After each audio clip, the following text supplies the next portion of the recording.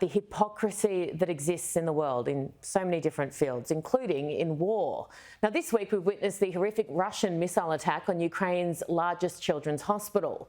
Now, unbelievable, appalling, even the thought of it. Yet no one protesting on the streets. Not that I saw. Not one march, not one banner, not one I Stand With Ukraine post on Instagram that I can see anyways. John Spencer, a retired US Army officer and chair of urban warfare studies at the Modern War Institute, has consistently highlighted the double standards we're seeing in modern warfare. And I'm so pleased to say he joins me now from Colorado. John, first of all, thank you so much for your service. Thank you so much for coming on my show. Why the lack of outrage around the world regarding what Russia did when we look at something that Hamas claimed Israel had done regarding a hospital there that turned out to be a lie? They lied about the number of people hurt, and it felt like the whole world was outraged. On many realms, social media in the world, on where they put their attention and what war crimes or what travesty is even warped into their attention. Yeah, I think in many respects the world has gone crazy. But the war crimes that Russia has committed in Ukraine, we need a full mini series from the bombing of a theater in Mariupol to the bombing of a children's cancer hospital just this week. Yes. So why does this double standard exist? And I guess the first question is, what is the double standard?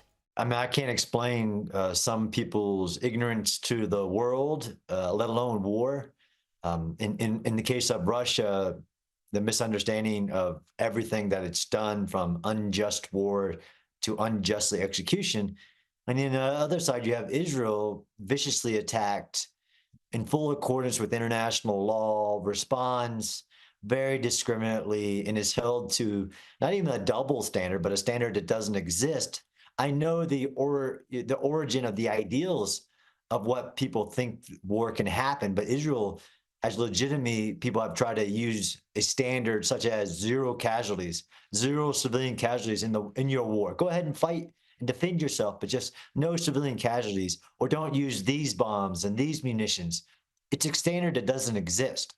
So when it comes to what Israel is doing now, you're not only incredibly experienced yourself, having served and twice in Iraq, but urban warfare is your trade now, basically. You're more experienced in this than anyone else.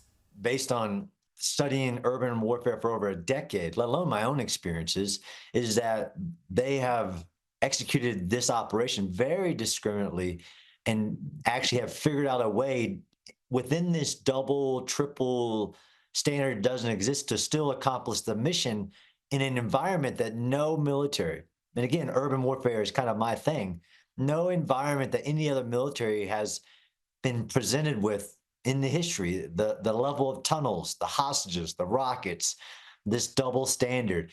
I've been into Gaza now 3 times. I just got back last week.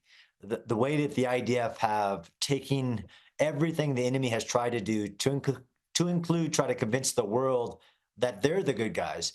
The fact that Israel has been able to still accomplish their goals very discriminately with a very low civilian casualty rate has been I've been amazed by it, by the fact of understanding everything that came before this war. Dad wrote a book about his year in Iraq called Running the War in Iraq, and he obviously, didn't suffer from a lack of confidence.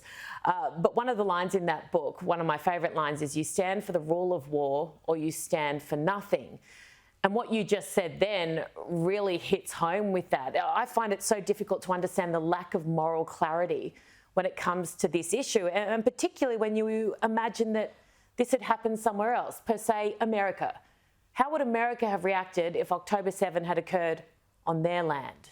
Absolutely. And I've gotten that question a bunch. What would America have done? And the head general of the U.S. military, the chairman of the Joint Chief of Staff for 2 presidents, has answered that very straightforward. We would have responded with overwhelming force immediately to achieve our goals, like ensuring that not one rocket, since there's been 13,000 rockets that have been emanated out of Gaza, all war crimes, not targeting civilians, we would have made sure not a single rocket emanated out of enemy territory. We would have launched multiple divisions immediately into enemy territory to retrieve our hostages And we would have also followed the law of war like Israel has, which has been the ignorance, the actual warping of that's what's so problematic here is like the law. I stand for the rule of law, the law of war, following them, and I really wish Russia would, and it refused, and it does so boldly, not following any law of war. But in this case, America would have followed the laws of war and achieved its goals very rapidly. But what the world has tried to force Israel to do, they don't realize one about all the lies, everything from using starvation as a form of warfare to controlling all aspects of, from space lasers to whatever. The use of the word genocide is it's so disgusting in this case. Finally, one thing I do really struggle with as well, and there's plenty of things in the modern world that I struggle with, but this idea of essentially protesting for Hamas, being the mouthpiece of a terrorist organisation, I struggle with the concept that these people seem to think that they stand for humanity and that those who support Israel, who A, were attacked and B, are trying to get their own citizens back, don't have humanity. I think every single person, particularly those who support Israel, care deeply about innocent Palestinian lives. It doesn't seem that hard to me. Why is it so complex for so many people? I mean, there is some of this, which I've talked with other people about this whole who is the oppressed, who is the oppressor.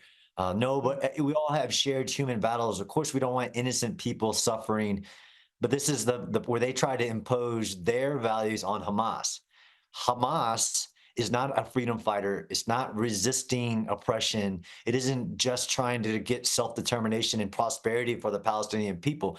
They say their words that they don't care 1 ounce. They want to actually, they're the first combatant I've ever seen use human sacrifice, where their goal is to get as many of their people killed to achieve their goal, which they have repeatedly said, our goal is the destruction of Israel and the death of Jews around the world. It isn't about resist, freedom fighters. They are not, but the all these ignorant kids and even scholars are trying to impose their values on what they think Hamas is, and they're oppressed. Why wouldn't they do this? They don't even listen to this very irrational, fundamental, radicalized warp of religious ideology that Hamas is. Yeah, you've absolutely nailed it, John. You really have. Brilliant. Thank you so much for joining me here. Really appreciate your ability to differentiate between evil and good, because clearly that's a much harder skill than I would have thought. But now we know differently. I really appreciate your time. Thank you so much. Thanks so much.